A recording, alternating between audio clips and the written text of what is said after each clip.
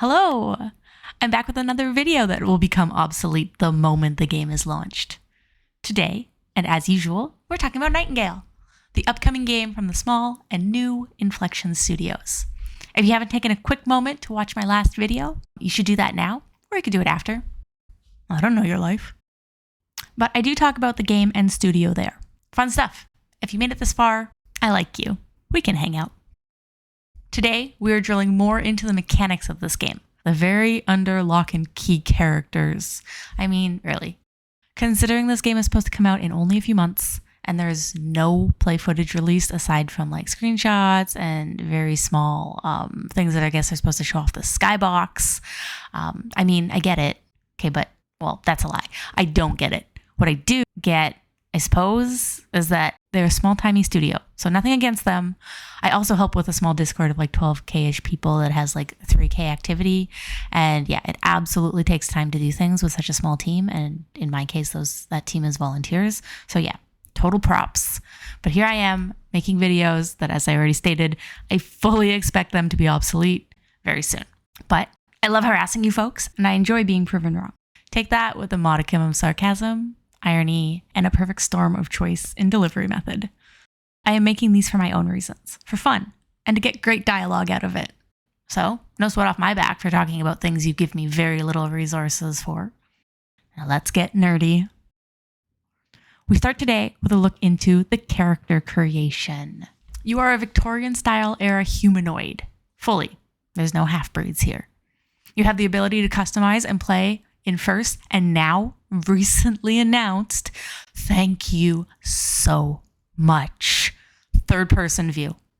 Seriously, starting strong today in the commentary. I can't thank you enough for this. Look at these amazing outfits. Look at this amazing facial structure. Look at this amazing Unreal 5 engine that was worth not one, not two, but 3 game delays. And let's be real, winter is coming fast. It might be a 4th. But I think them releasing this game in the beta form will prevent any more delays. So, they wanted me to look at the hilt of an axe for 10 hours a day. Just thank you, Inflextion, for taking this to heart. I don't begin to know the difficulty a change like this is. It seems easy to me to do conceptually, but I can't imagine it is actually easy to just add an entire viewpoint for the entire gameplay mechanic that was already settled on. So just know that I'm not alone when I say this is with confidence that this was a non-starter for me. And I'm sure many people. And now, I mean, look at these clothes. Look at them. Thank you, elders. I am so excited to accessorize. Some lore, as seen by me, to satisfy or enrage the story-starved of my viewers. When the Pale started, this game's version of our apocalyptic event, our character was already using these portals as Realmwalkers. Is that true? I've seen contradictory statements from Inflextion. Alternate explanation, not verified. The Pale starts. These long, defunct relics come back to life, and a few brave or separated souls jump through them to escape this Pale. I mean, we are heroes. We went through to save humanity, to get to Nightingale, to seek respite against the encroaching doom. What we do know is that Nightingale, the central, diverse city of scholarly magic and alchemy, became inaccessible to us after a massive power outage. I imagine that traversing the globe to get there, like a normal apocalypse, isn't a viable option. Fae-influenced magic outage. This is not our 1889, remember? It is an alternate history. How I imagine things will happen is that our character, experienced Realmwalker, or no, jumps into this portal as the power fluctuates. So we are either really good at this, or we are, disclaimer, this is not a kid's channel. This is some debate in my own head. I don't actually talk to people. On if we start in Nightingale, or if we are already realmwalking when the Pale hits. To compare this to any zombie movie, we are in, I don't know, Maryland. I'm Canadian. I don't know American places, so like Saskatchewan. Anyways, zombies start eating faces, and our Maryland ass is like, we need to go to Silicon Valley. It is humanity's last hope. Or like Toronto or something. And the journey begins to travel from point A to point B. This is a pretty common trope. But The problem is, we see some imagery of the Nightingale portals sparking and closing. So maybe that is just cinematic goodness and someone regaling us with like the flashback to which our journey starts already in a realm. The story so far kind of deal. I'm confusing myself. Back to the conspiracy theory board. If the cinematic and some theory crafting from the developers' archaic answers can be believed, I believe we are in Nightingale already when the Pale hits, which we then, upon seeing the portals losing power, we jump through, because you don't walk through a portal. You have to jump. Everyone knows this. Just before the whole thing goes fizzle piff, lights out. Now it brings us back to the first point, which was like 5 minutes ago at this interval, to which it really doesn't matter if we are experienced realmwalkers or just terrified capitalizers on man's last escape before the last great city falls. A primal instinct for survival shoving us through the quickly closing door of the unknown. We are here, in amazing boots. The story starts here. Unbeknownst to us explorers, we can't get back. Instead, getting ported at random to various other dimensions instead of our intended destination of Nightingale. Of course, maybe this is completely wrong, and the previous Operation Maryland is the actual story. We think we are taking a portal to Nightingale, so we're surprised when we don't step into the main city, and now we have bigger problems. Figure out how to get home. Clicking our fab boots together 3 times aside, wouldn't that be a short game? There is some vernacular used by the game studio team that makes this seem like the correct starting to the game, so we will just wait and see. Both good in my opinion. This option would see us already having to be experienced realmwalkers, which is, okay, you know what? Never mind. I like both of these canons. This is a pretty neat concept, like Stargate, basically. Also Canadian, thank you very much. Except when Jack, Samantha, Daniel, and Teal try to return home, they are instead sent to a different Stargate. Sorry to make such a simple comparison, especially after all of that complicated word salad, but hey man, it works. SG-1.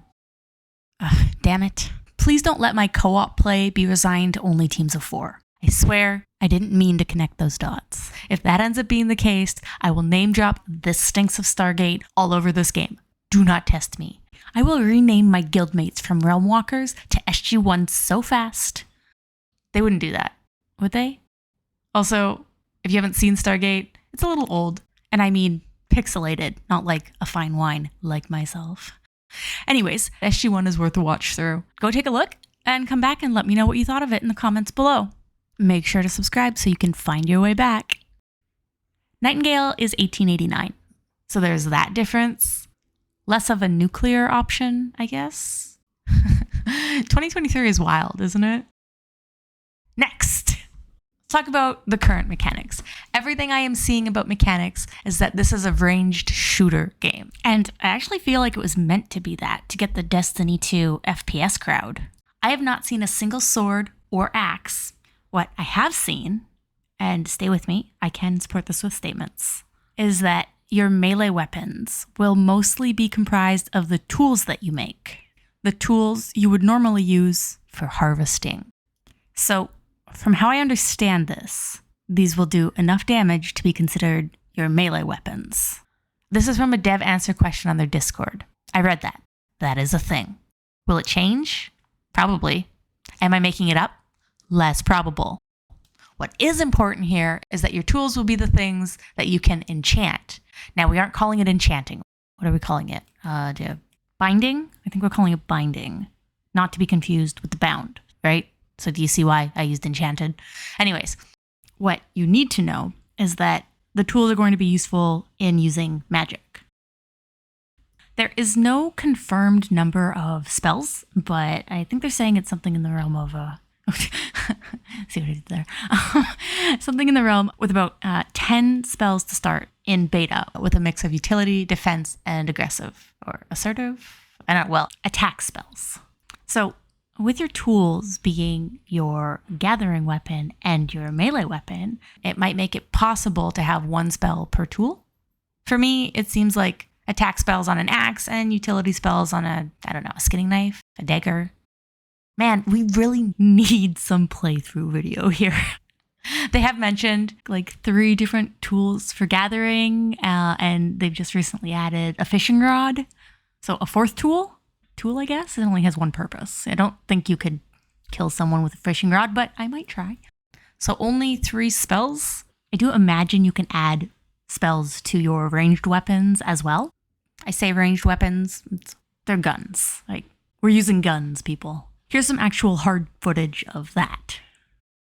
2 problems with this. First, let's get the obvious one out of the way. Based on trailers, these spells look like they're one-time use dealios. So good and bad. You have to cast the spell on the tool, use it once, and repeat, which will cause an animation delay, naturally. That's just good synergy. But every time, that's going to get trivial. That being said, this magic looks absolutely beautiful. I am so impressed. Look at this geometric sparking. Not often I see magic that is Final Fantasy beautiful while also not blinding me in colors and lights and chaos. Bravo. I am very excited to see magic. It won't even matter what the spells are. My only concern, which kind of only just popped into my head because I'm not concerned at all, is that I hope they are different colors.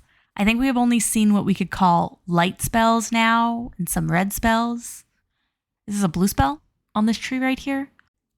They have not confirmed the nature of the spells, so we don't know if they are grounded in nature, like fire, wind, earth, or like arcane. I don't know, like electricity, spatial, chaos, or some other Fae court-based characterization. Technically, these yellow spells could be summer, and we could have some more chaotic spells associated with the winter courts. Both, and I'm pretty sure these are the only 2 that are confirmed, is the summer and winter courts. I will be delving deep into the limited lore that they have and using this world to build upon. One of my first ideas is 4 courts. 2 courts just seem so... Okay, I wouldn't call it lazy, but it really is black and white. Like, where's my gray?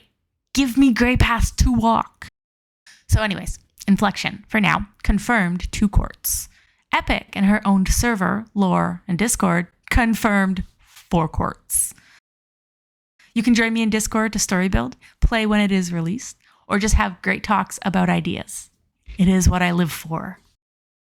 More on Fae lore and the courts coming sometime. For now, I am partnered with Ruin Nation Gaming for Nightingale, and I will be hosting servers and world building in the Nightingale universe, as well as attempting to mod this game once Inflextion allows, which they have already mentioned that they should allow it, and they would shoot themselves in the foot if they didn't allow it in this day and age. It is being released on Steam, which is my platform of choice, and Steam allows an entire community of modders so that I don't need to feel like the masked vigilante heading off to bring back mods for my starving family. Understandably, it won't be immediately. I still anticipate loving this game thoroughly, so I'm gathering Realmwalkers to be ready for it. If you think that and early access to these videos and a community based around world building, lore, and gameplay in a beautiful Unreal 5 world is worth it, join up and ask for the Realmwalker Tag. Bear in mind, you can get the tag, hang out for free in the smaller channels, but otherwise there is a $3 price point to join the Nightingale specific channels. Our smaller Discord plays many other games. We also have an open to all voice channel for Nightingale for the Ronin, who are an alternative to Realmwalkers. Are they spoopy? Evil? We will talk about them in a video about NPCs. Or join up and you can just ask. The second problem is that it's confirmed that using spells will take a chunk of your tool's durability. So for you non-gathering players hanging out, I thank you. That means it will break sooner. Kind of boo. Also will leave me to wonder what the durability actually is. For it being an easy mechanic to balance, you would be surprised how many games are released with a really awful durability to collection ratio. I'm not getting into it here, but I do get into it. Complete with my list of worst games. Okay, no, not really that far. I don't actually have time to play games I don't like, so I never really collect enough data to be able to put together a credible case on anything. But examples there shall be, because I do try a lot of Sandbox games. I think they mean well with this combined system, but I don't know that it will work well. Maybe I'm just irritable, but if I set out in gather mode pack mule, and I know that killing some critter that gets in my way is going to mean I gather 100 less, I don't know, like tree bark, I'm gonna be salty. That is all I have for spells and tools, and I guess by extension, melee weapons. Do I hope there is something akin to a shield and an ability to tank in this game? I do.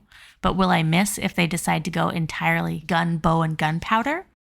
I actually won't. And I never thought I would say that. The reason? Destiny 2 actually changed my life in terms of, well, a few things. Hand cannons, for one. Man, so good. World building for another. But let's go back to ranged weapons. So Nightingale is going to have quite a few from what I'm seeing. Just the contrast of trailer ranged weapons versus tool heavy melee has me right back into those good Destiny 2 feels. Except I want to see more fun things like bow and arrows, crossbows, throwing weapons. I can live without them. Actually, I will sign a petition to abolish them from all gameplay. There's so much wasted material. It's like an arrow, but somehow worse. As some tubers have tried to justify the very gun-heavy trailers in that guns just make more kapow noises and are better for acoustics in trailers. So I guess there's that. But to not see any melee, any bows, curious. I've heard on the wind that some people have killed critters using just their umbrella. I am totally here for Mary Poppins Gone Bad. Okay? Is she from the 1800s? Okay, wait. Do we need to add her to the NPC list? Oh, I just looked it up. 1910. Oh man, we are in it. I am adding her to the list. Good guy or bad guy? Okay, you tell me. Oh dang, maybe she is a Fae baby snatcher, right? Because like babysitter, baby snatcher. This could be literary gold. I'm excited. Okay, anyways, I am definitely adding her to the list. This NPC prediction video is getting really good. But melee weapons. Okay, calm down. You gotta calm down. Melee weapons. You know why we're here. I am fully on board with melee weapons and first-person shooter-style ranged attack mechanics with third-person gathering, crafting, and exploring mechanics. Again, Destiny 2 has this really amazing, epic katana style and ultimate weapon that takes you out of first-person view when you use it. And it is just a masterclass in gameplay mid-combat. Conan, likewise, a little less is the opposite, where you can be in third person until you go to aim a bow, where it defaults to first person. Both are really well done, and I could deal. I mean, more than deal. I'd be quite pleased. I'm done with combat. Yep, just like that. And for weapons, though, I can assure you I will not be getting into min-maxing.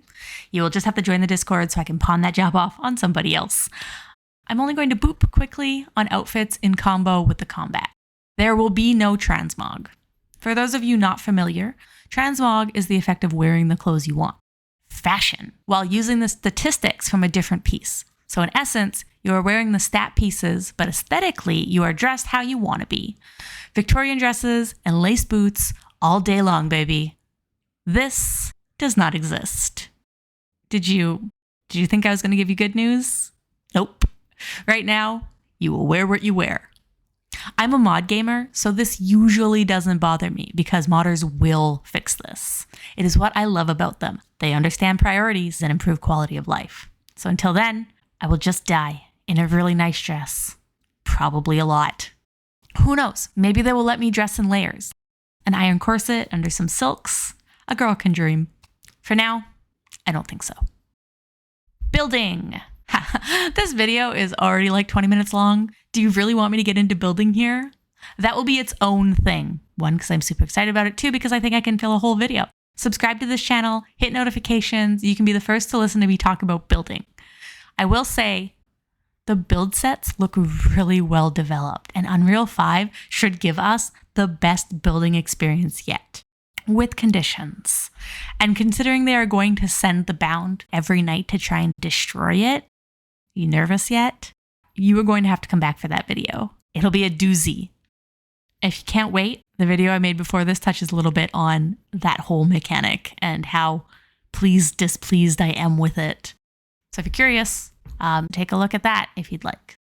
Before we stray into the next section of realm card and mechanics, I just want to summarize. Listening back to everything I just talked about made me want to make a disclaimer. If you aren't sure this is a style of game that you like to play, let me be the first to assure you, this doesn't seem like a game that I want to play. Ranged, first person, disassociative gameplay style interrupted by long magic animations. But hear me out. I still very much want to play this game, and I think you should too. I think that this can be done well. Mass Effect and Destiny, I never had any desire to play, and they changed me. I think you should give this a chance. I think it will outweigh its own malalignment. I really do. So now the game differentiator, card, realm, and mechanics. Let's put all that mechanic oddity behind us. It will be great. It will work itself out. And let's talk about cards. What the what? Would you believe that I didn't really think this was a great idea on the surface? And I still have so many questions. Where do I get cards? Do I find them or do I craft them? Are they magic? Do they have tiers like weapons? No, I won't be going back to weapons to talk about tiers. That will wait until the game is released. Are they one-time use, or can I carry around a deck like a really cool Victorian magician gambit? Because I kind of love that. And yes, you and I likely have very different definitions of cool. There's so much we don't know. To be honest, I wasn't too keen on this. But then I played Hogwarts Legacy. Okay, sorry. I'm waiting for the cancel culture to kick in. No?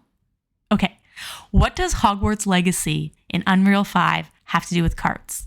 Okay, nothing really. But they have this really nicely done journal system that I don't remember loving anything quite as much. That is very honestly, just the visual effects of turn over a card is beautiful. I'm one of those olds that loves a good old-fashioned card game. I also grew up in the OG Pokemon card franchise, and my mouse pad is from the World of Warcraft trading card game. Not Yu-Gi-Oh!, not Magic the Gathering, so I'm not that card person, which might actually work for me in this instance. But Hogwarts reminded me how satisfying a simple mechanic like turning over a new card can be, or holding or shuffling a virtual deck in your hands can feel. It's crazy relaxing. It's quite beautiful. All in all, there isn't much we know about cards in Nightingale, which is really unfortunate. And I really don't think they're that deep. Also unfortunate. So instead of diving in headfirst, let's talk about realms instead. This should tie into cards and it should go pretty fast. So try and stick with me.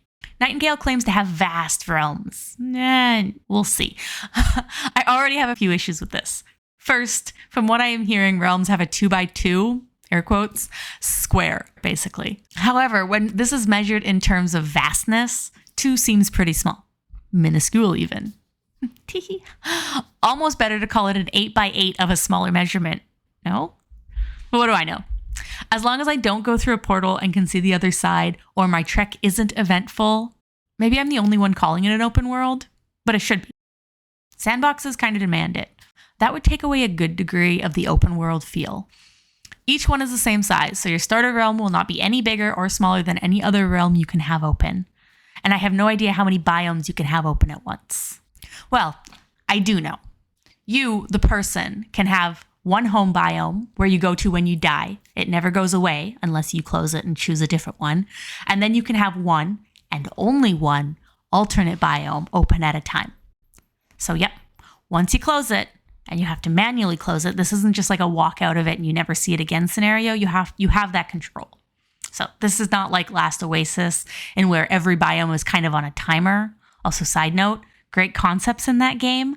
I think every single one of them was executed poorly. And that's probably an overstatement. But again, when you have so many things that were done, unfortunately, it kind of just sours the entire game for you.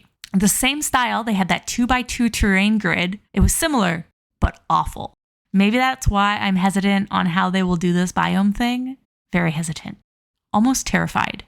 But fears aside, you can only have one. Let's call it an exploration portal, open at any time. Home portal, exploration portal. With me so far? That's it. But you can invite people to your home biome to build with you. Can they also have their own home bio and open portal? So if each friend has 2 friends and those friends have another 2 friends, so we only need to do that like 12 times to have over like 12 million portals open and break the game. Anyways, realistically, the possibility that if you play with friends, their home biome has to be the same one that you are all on together isn't too far out there. And I believe it has not been confirmed how many friends you can invite to your home biome, but hard speculation, and not mine, is less than 10. And if you each have one portal open, which would be a huge problem if they don't allow that. Co-op play basically demands this. Anyways, you would have about 11 portals all at once that any one player, has access to. I think this is a beautiful idea. Like a wall of portals. I mean, the categorical person in me thinks that would look super ominous, but more than likely each player has a gate built into like their home layout. Fine. This leads me to another question. Some portals, the relic ones, the hidden ones, let's call them for future videos, naturally occurring portals that were ruins before we lit them up like a Christmas tree, look massive. But I am fairly confident based on this, and this, and this, that we would be able to build smaller versions of these portals for our personal homesteads. Ooh, okay, wouldn't it be neat if the smaller ones were just one-way portals, like taking you to the entryway, which is the big landmass natural portal? Oh, okay, I like that. Then when you have to come back through this giant portal, and maybe it didn't take you back to your living room, for safety. I think my immersion would be really okay with this. Do I really want a door to the bound Fae possible critter infestation right in my front yard? I think that would be a good trade-off.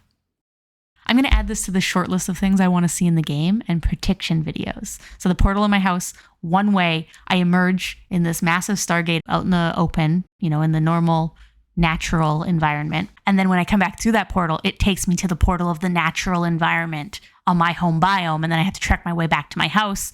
Ideally, what that means is you just make a shack close to that naturally occurring portal to put all your hoard stuff in, right? That's what I would end up doing. I think my immersion would really, really like that. Instead of you coming back through the big natural portal, it takes you back to your home portal. But, the cards might make it so you have to exit and enter in the same place. And I could get behind that too with immersion. So we'll just have to wait and see. I don't know which I would prefer because I'm sure I'd get pretty sick and tired pretty quick of having to trek all the way back to my house after being dropped off at like the bus stop a mile away, right? Because of the card combinations, so we weren't done talking about cards. Realms just weaves into it really nicely. It is confirmed that once you close a realm, you can never get it back. This is something I'm going to need to see to believe. I have mentioned before that I would be blown away if it takes a No Man's Sky element in that it is ever expanding, creating the world for you at random with the elements on the cards you choose every time. For all intents and purposes, I think that is what they're striving for. They call it procedural realm generating. Fancy. But is that what is actually happening? I will just need to see it for myself. If I use the same cards in the same order more than once, I cannot replicate a realm that I once already went to. That is what they've told me. It will be arranged differently. Every time? My mathematical brain tells me that it cycles through presets. Could it randomly generate? Conceptually. Will it? In ways that are different enough that I notice the variance every time? I mean, I can only hope. But then at the same time, that would really make me quite a miss when I have to leave a realm. I both love and mourn the possibilities of both scenarios. All I can bring myself to do is let myself be surprised by what the game gives me, not tying myself or getting too stuck in my own head about any of it right now. I hold my stance that the mechanic itself is a really neat concept, and I personally cannot wait to see it brought to life. Right now, they have major biome cards, which will define your environment. I think there are 3 or 4 currently. They seem pretty self-explanatory. There's desert, forest, swamp, and I hope they will surprise us with a biome unexpected upon release. Something Fae-like or mind-bewildering. Destiny 2 does a fantastic job of world building and giving us biomes that are unique and immerse us in fantasy. I hope that Nightingale takes a page from that book.